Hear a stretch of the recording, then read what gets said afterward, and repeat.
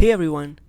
So in today's video we're going to revise the idea of how stoichiometric molar ratios can be applied to past paper questions. So I have some questions over here. For example, this is a question from 2006 October-November. We're going to try questions from different years and we're going to end up even trying 2020's examination questions. So let's try this one. It says 12.0 centimeter cube of an aqueous solution of sulfuric acid. So this is the volume of the sulfuric acid, exactly neutralized 20.0 centimeter cube of a solution of sodium hydroxide. So this is the volume of the sodium hydroxide solution over here of concentration 0.15 centimeter cube. We can see this is the volume of sodium hydroxide and this is apparently the concentration of sodium hydroxide.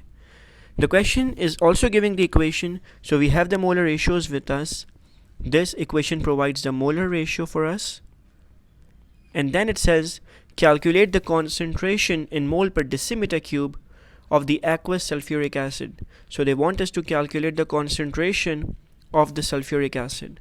So apparently the concentration of sulfuric acid is missing. We know we have the complete data for sodium hydroxide. So in stage 1, we're going to calculate the moles of sodium hydroxide. We know the formula is going to be CV divided by 1000, concentration times volume divided by 1000. The concentration is 0.150. The volume is 20.0 centimeter cube. We divide it by 1000. When we do that, 0.150 times 20 divided by 1000, we get to know it's 0.003 moles of sodium hydroxide. In stage number 2, what we do is we calculate the moles of sulfuric acid using the ratio. We have to apply a ratio between sodium hydroxide and sulfuric acid. From the equation we can see that 1 mole of sulfuric acid reacts with 2 moles of sodium hydroxide. So for sodium the ratio is 2 and for sulfuric acid it's 1.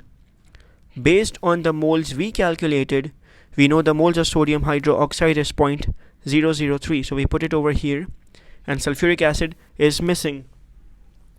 We solve the molar ratio and we get to know that the moles of sulfuric acid is going to be, when we solve it obviously we times 2, then we divide it by x and we get to know it's going to be 0.0015 moles. So this is the moles of sulfuric acid. But the question wasn't asking for the moles of sulfuric acid, rather it was asking for the concentration. So in the final stage 3, what we do is we calculate the concentration.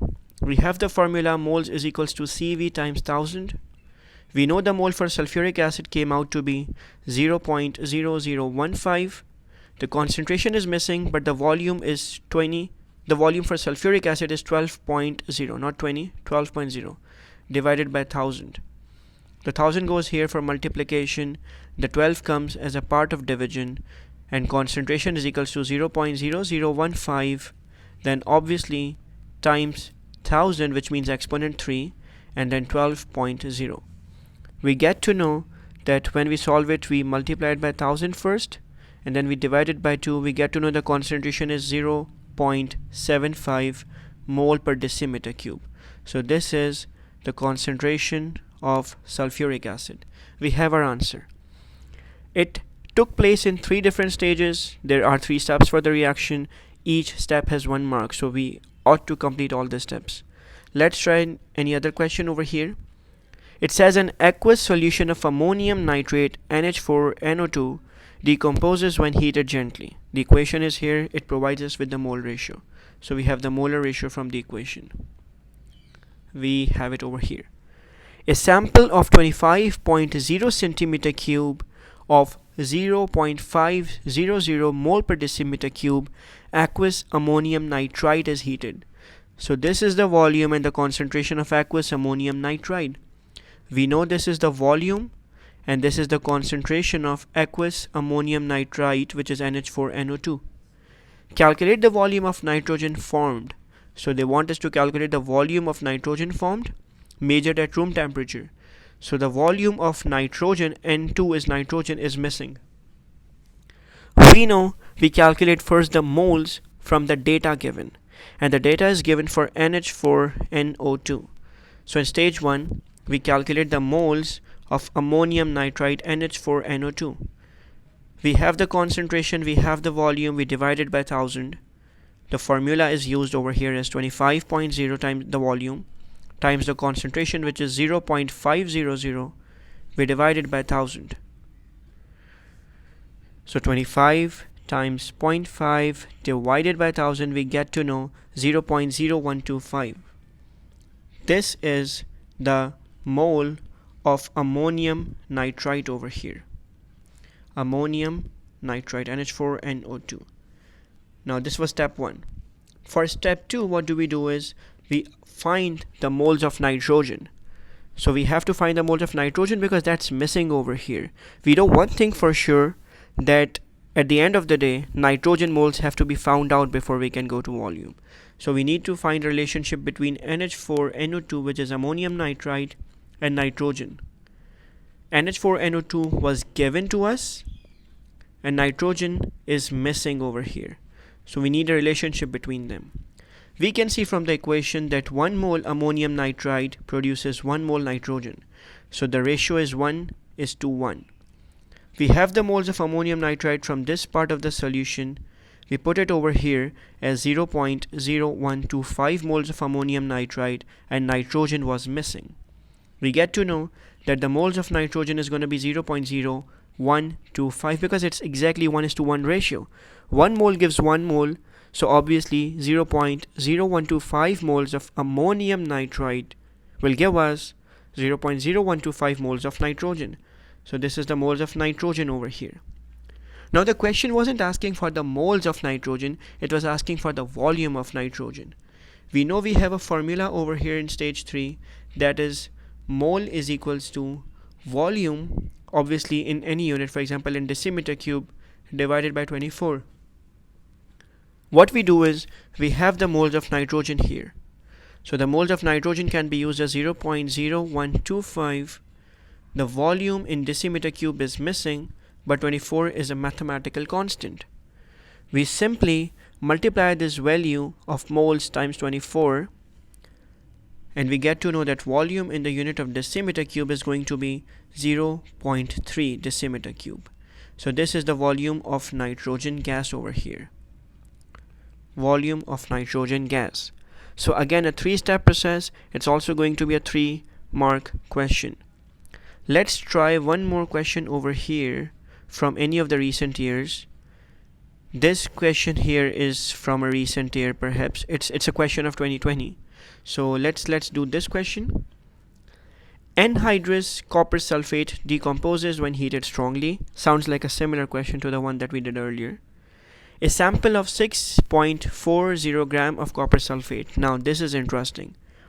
This is the mass of copper sulfate. So they have given us the mass of copper sulfate over here. Is heated until all the sample has thermally decomposed. Calculate the volume of sulfur trioxide. So they want us to calculate the volume of sulfur trioxide. Volume of sulfur trioxide, SO3 is missing, in decimeter cube, measured at room temperature and pressure. So we have the equation, we have the molar ratio with us. It's again going to be a 3-step process. Step 1, we find the moles of copper sulfate because that is the data given to us. So moles of copper sulfate is going to be mass over MR. We need to calculate the MR of copper sulfate because the mass is given to us, but MR is not. So MR of copper sulfate, which is the relative molecular mass, going to be copper plus sulfur plus 4 times the oxygen, which means 64 plus 32 plus 4 times 16. 64 plus 32 plus 16 times 4 is again 64. 160 is going to be copper sulfate's molecular mass, which is the unit of gram per mole. We calculate it to be, we know, mass was 6.40 divided by 160. The moles are going to be 6.40 divided by 160. 0.04 mole of copper sulfate are here. Now we have the moles of copper sulfate, and we have to develop a relationship between copper sulfate between copper sulfate and sulfur trioxide. So according to the equation, we can see 1 mole copper sulfate gives 1 mole sulfur trioxide. We find the relationship, we get to know that between copper sulfate and sulfur trioxide, the ratio is 1:1. So the moles of copper sulfate, which is 0.04, from the ratio will give us how many moles of sulfur trioxide. So it's going to be pretty simple. It will give us 0.04 mole sulfur trioxide. We have it ready with us. But the question was asking for the volume. So we know we have a formula which is stage 3.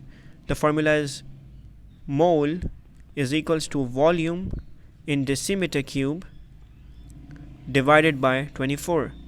We have the moles of sulfur trioxide with us. So it's 0.04 is equals to the volume in decimeter cube divided by 24. The volume in decimeter cube is going to be 0.04 times 24. It is 0.96 decimeter cube of sulfur trioxide. So we have our answer ready with us. It was again a 3-step process. I hope these past paper questions will help you to analyze how all the various steps of the mole and stoichiometry can be combined together.